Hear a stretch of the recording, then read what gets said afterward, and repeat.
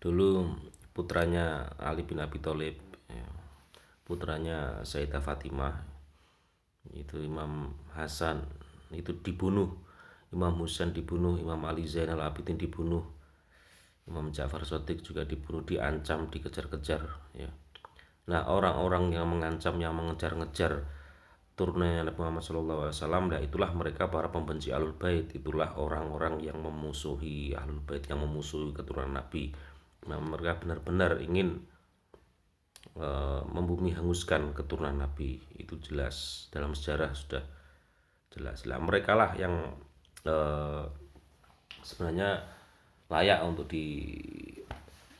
dikatakan sebagai pembenci Nabi. Nah, kalau sekarang hanya sekedar eh, mempertanyakan nasab secara ilmiah dengan bukti-bukti ilmiah, apakah Ba'alawi itu terputus atau tidak, itu sebenarnya sikap yang ilmiah, maka harusnya ditanggapi secara ilmiah, tidak perlu mengatakan ini orang-orang membenci Ahlul Bait, mengajak umat untuk membenci Ahlul Bait. Tidak harus seperti itu bantahannya. Saya kira sikap yang pas itu ya seperti Profesor Quraisy Shihab, dengan tenang ya beliau mengatakan orang boleh sepakat atau tidak terhadap seseorang ini nasabnya kepada siapa. Misalnya seorang ini mengaku-ngaku keturunan Nabi, ya orang lain boleh untuk bertanya secara kritis apa benar ini keturunan Nabi atau bukan.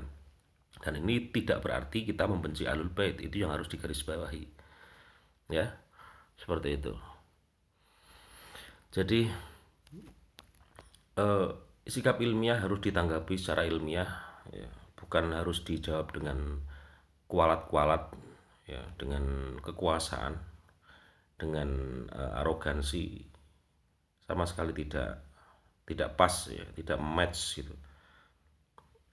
Maka dan Islam itu agama yang tidak menyuruh orang untuk membunuh akal, tetapi justru akal itu seringkali dituntut supaya dia itu berfungsi dengan baik, ya.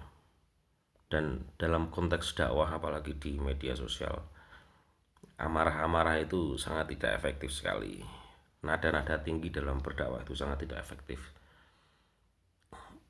Ya kalau orang itu memiliki komunitas sendiri yang secara offline, entah itu di asramanya, di pondoknya, atau di jamaahnya, ya secara offline itu mungkin mereka bisa dengan mudah menginstruksikan sesuatu kepada jamaahnya, kepada muridnya. Muridnya semakin dimarahi semakin takut, semakin taat, ya. Tapi di online kan tidak seperti itu, tidak semua netizen itu adalah jamaah orang tersebut. Maka tidak bisa netizen itu digiring oleh seseorang untuk berpikir apa, untuk berkata apa. Justru semakin orang ini marah, menolak menolak apa namanya tantangan ilmiah, kita akan semakin melihat bagaimana sesungguhnya arah atau kapasitas seseorang tersebut di dalam berargumentasi. Agama tidak harus disajikan dengan doktrin, tetapi agama justru pro dengan yang namanya nalar, pro dengan yang namanya pikiran yang jernih.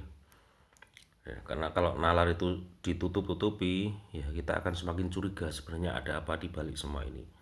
Ya biasanya status quo, ya, atau kekuasaan yang kemapanan itu cenderung untuk menolak nalar, ya. Sedangkan sikap kritis itu cenderung untuk mempertanyakan klaim kebenaran, ya, maka jangan ditolak hal seperti ini. Jangan sampai ya, Islam memiliki sejarah sebagaimana dulu itu, sejarah di mana itu ya ilmuwan yang mengatakan bahwa eh, matahari itu pusat dari tata surya, itu kan sempat dibunuh ya. Siapa sih namanya itu, ya, tentang heliosentris, teori tentang heliosentris, ya. Yang kala itu katanya gereja itu meyakini bahwa bumi itu pusat dari segala sesuatu. Nah ilmuwan ini berbeda, dia punya penemuan yang mengatakan bahwa matahari itu adalah pusat dari tata surya. Karena ini tidak sesuai dengan dogma yang ada, dia kemudian dihukum. Ya, maka tantangan Jika orang mendakwahkan Islam adalah siap untuk ditanya secara nalar, secara kritis, dan hindari marah dengan orang yang bertanya ini. Ya face to face itu ya ilmu ya versus ilmu ya. Pertanyakan itu. Ya, kita juga bisa melihat orang yang mempertanyakan itu sebenarnya dia niatnya ilmiah benar atau hanya karena asal-asal mempertanyakan. Kita juga bisa tuh melihat itu sebenarnya. Nah, kalau dalam konteks ini kan Kiai Imaduddin, beliau seorang kiai, ya juga dengan data, dengan kitab yang beliau kaji, beliau kemudian menyimpulkan itu ada keterputusan nasab Ba'alawi, ya kan, ya terimalah itu sebagai sesuatu yang ilmiah gitu, bukan menuduh, mengajak orang untuk membenci ahlul bait. Itu sama sekali tidak relevan tuduhan seperti itu. Jangan sampai ketidaksetujuan kita sama seorang membuat kita mengklaim bahwa orang itu kemudian menentang Rasulullah, menentang Islam, menentang Al-Quran. Itu bahayanya seperti itu. Kita ya mungkin berbesar hati itu mungkin memang sulit, move on itu sulit. Move on selama ini sudah dianggap sebagai keturunan Nabi, ternyata ada yang mempertanyakan, meskipun ilmiah itu artinya ya dibenci juga, karena memang tidak mudah ya itu ya, tidak mudah. Seandainya saya Robito Alawiyah misalnya, mungkin ya saya akan mengatakan ya kalau seandainya terbukti ilmiah nasab ini tersambung ya alhamdulillah, kalau ternyata tidak terbukti secara ilmiah ya tidak masalah, karena toh mencintai ulama itu juga berpahala sangat besar, dan orang yang melihat Nabi Muhammad dengan bi'ainil mahabbah itu juga cukup bagi Allah untuk memasukkan orang itu ke dalam surga. Artinya dengan cinta Nabi Muhammad, cinta kepada Nabi Muhammad dengan mencintai para pewarisnya yaitu para ulama, itu saja sebenarnya sudah memiliki ketersambungan dengan beliau-beliau, dengan mereka-mereka. Hanya kita nggak perlu mempertahankan nasab ini secara membabi buta dengan cara menuduh orang yang mempertanyakan itu sebagai benci ahlul bait. Itu sebenarnya sudah sikap yang tidak pas ya, tidak pas. Yo.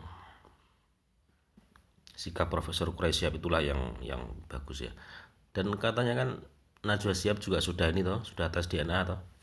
Dan hasilnya memang tidak banyak Arabnya. Gen dari Arabnya nggak terlalu banyak, cuman berapa persen gitu, dan nggak masalah seandainya mereka bukan silsilahnya tidak tersambung kepada Nabi Muhammad misalnya, meskipun selama ini beliau dikenal sebagai Habib, ya Bapak Quraisyhab dikenal sebagai Habib yang itu merupakan keturunan Rasulullah, dianggap seperti itu. Kalau ternyata secara ilmiah ternyata tidak terbukti, ya sudah tidak masalah. Nah, itu orang tidak kemudian mengecam Bapak Quraisyhab karena beliau tidak pernah mengaku-ngaku atau membangga-banggakan diri sebagai keturunan Rasulullah untuk menakut-nakuti orang gitu. Beliau tidak pernah melakukan itu, sehingga ya tidak masalah.